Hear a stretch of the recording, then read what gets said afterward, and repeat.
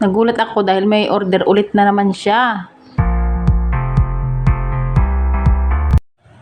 At ayun na nga po mga idol, may delivery na naman na ang Bebe Girl. So ayan oh. Ano kayang laman nito mga lods? Ano, Diyos ko po.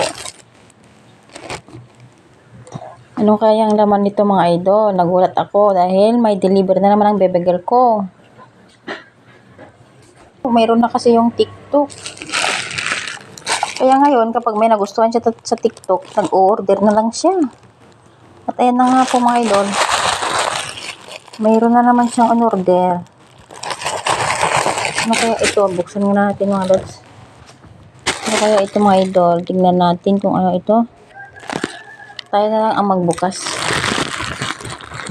Kaya wala si Bebe Girl. Ako na lang magbukas. Ayan mga lods. Buksan na natin kung anong laman ito.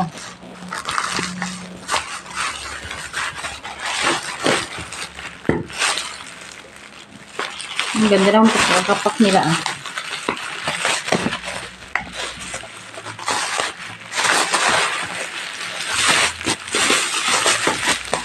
Ay, naku po. Oh, ito yung laman niya mga idol.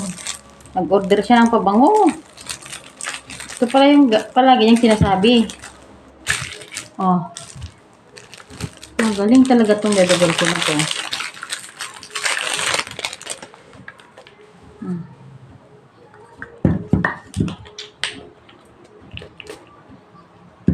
Nabango naman siya mga lods.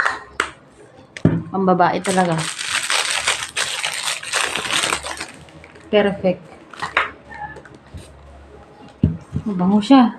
Ang bango niya mga lods to. So yan mga idol, ang binorder lang ang Bebe Girl ko. Oh. Nagulat ako dahil may order ulit na naman siya. At ayan na nga po yung pabango na sinasabi niya. Kaya ayan.